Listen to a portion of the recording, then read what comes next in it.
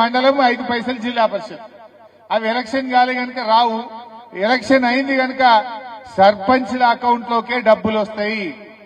And ఇంకో ముఖ్యమైన విషయం, సునీతా లక్ష్మారెడ్డి గారికో నాకో చెక్ పవర్ ఉండదు, ముఖ్యమంత్రి రేవంత్ కు చెక్ పవర్ ఉండదు, ప్రధానమంత్రికి ఉండదు.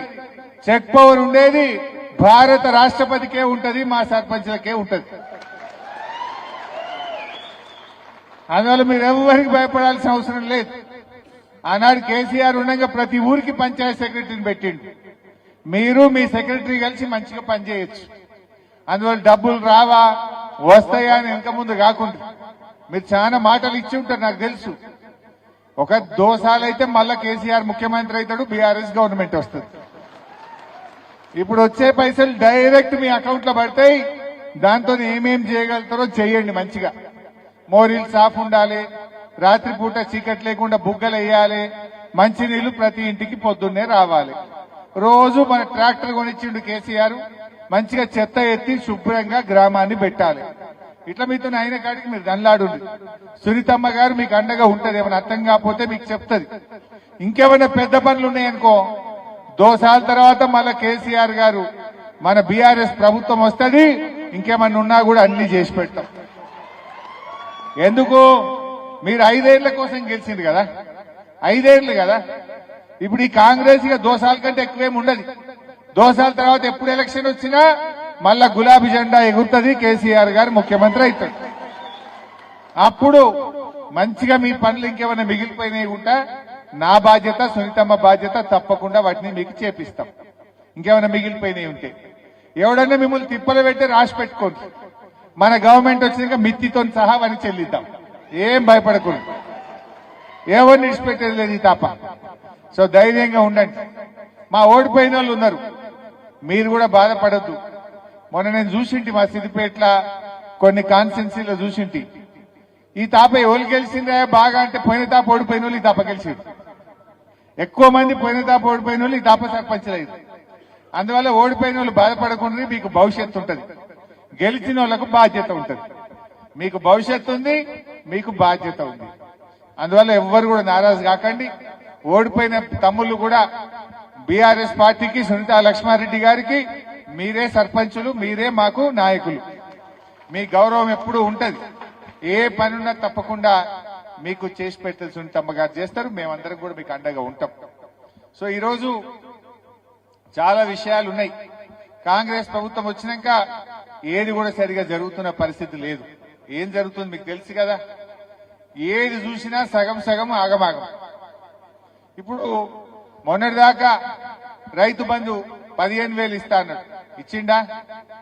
2 పంటలు రైతు బంధు ఇచ్చిండు, 2 పంటలు ఎగ్గొట్టిండు. సగం ఇచ్చిండు, సగం ఎగ్గొట్టిండు. మధ్యలో ఒక వానకాలం ఎగ్గొట్టిండు. మొన్న యాసంగిలో 2 ఎకరాలకు ఇచ్చి మిగతా వాళ్ళందరికీ ఎగ్గొట్టిండు.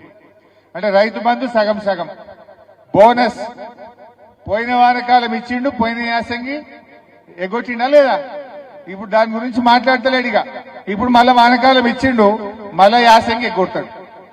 అంటే బోనస్ బోగస్, సగం సగం. బోనస్ చూస్తే సగం సగం, రైతు బంధు చూస్తే సగం సగం, బతుకమ్మ చీరలు చూస్తే 2 చీరలు రావాలి, వచ్చింది ఒక్కటి. ఆ ఒక్కటి ఎవరికి వచ్చింది? ఆ ఒక్కటి కూడా సంఘాల్లో ఉన్న వాళ్ళకే వచ్చింది. అంటే అత్తకు లేదు, బిడ్డకు లేదు, తల్లికి మాత్రం ఇచ్చిండు. ఇప్పుడు అత్త ఏమనుకోవాలి? నా కోడలు కట్టుకుంది కానీ నాకు ఇయ్యలే అనుకోదా? బిడ్డ ఏమనుకోవాలి? మా అమ్మకి వచ్చింది కానీ నాకు రాలేదు అనుకోదా? కేసీఆర్ ఉండగా అత్తకి ఇచ్చిండు, బిడ్డకి ఇచ్చిండు, తల్లికి ఇచ్చిండు, అందరికి ఇచ్చిండు. కానీ రేవంత్ రెడ్డి 2 బతుకమ్మలకు ఇచ్చింది ఒకటే, ఆ ఇచ్చిన ఒకటి కూడా సగం మందికి ఇచ్చిండు, సగం మందికి ఎగ్గొట్టిండు. అవునా కాదా? ఈ రకంగా అంతా ఆగమాగం. ఏ పథకం చూడు, ఇందిరమ్మ ఆత్మీయ భరోసా అన్నాడు, కూలీలందరికీ ఏడాదికి 12,000 ఇస్తా అన్నాడు, డబ్బా కొట్టిండు, పెద్ద పెద్ద హోర్డింగ్లు పెట్టిండు, ఫ్లెక్సీలు కట్టిండు, ఉపన్యాసాలు కొట్టిండు. చూసింది ఏంటంటే మండలానికి ఒక ఊరికి ఇచ్చిండు, అన్ని ఊర్లకే కొట్టిండు. ఒక ఊరికి ఇచ్చిండు, అది ఒక తాపనే ఇచ్చిండు, మిగతా ఊర్లకి అది కూడా ఇయ్యలే. రాజీవ్ యువ వికాసం అన్నాడు, ఇక వచ్చినాయి 6,000 కోట్లు, 6 లక్షల మందికి ఇస్తున్నామన్నాడు, రేపటి నుంచే పడతాయి అన్నారు. పెద్ద పెద్ద హోర్డింగ్లు పెట్టిండ్రు, అది వికసించక ముందే వాడిపోయింది. ఆ రాజీవ్ యువ వికాసం పత్త లేకుండా పోయింది. వచ్చినాయా పైసలు? రాజీవ్ వికాసం యువతకు ఉద్యోగాలు లేవు, నోటిఫికేషన్లు లేవు, కనీసం రాజీవ్ యువ వికాసం కూడా వచ్చింది లేదు. అందరినీ మోసం చేసుకుంటూ పోతా ఉన్నారు. ఏ ఒక్క పాత ఉన్నాయి కూడా వస్తలేవు. ఇలా ఉన్న పథకాలు కేసీఆర్ కిట్ బంధు, బతుకమ్మ చీరలు బంధు, న్యూట్రిషన్ కిట్ బంధు, గొర్రెల పంపిణీ పథకం బంధు, దళిత బంధు బంధు, ఎస్సీ కార్పొరేషన్, బీసీ కార్పొరేషన్ మూలకే పడ్డది.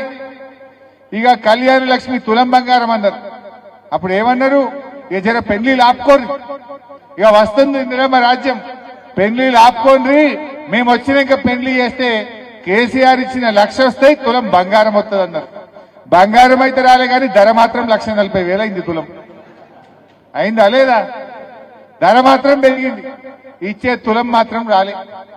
మొన్నెవరో ఎమ్మెల్యే గారు, ఆయన రామగుండం ఎమ్మెల్యేనట, కళ్యాణ లక్ష్మి చెక్కిస్తే ఆమె బిడ్డనెత్తుకొచ్చి, అరే ఏమైందమ్మా నీకు పెళ్లి ఎప్పుడా అంటే, పెళ్లి అయ్యి ఏడాది దాటింది సారు, ఇవాళ బిడ్డ పుట్టినాక నువ్వు చెక్కిస్తున్నావు అన్నాడు.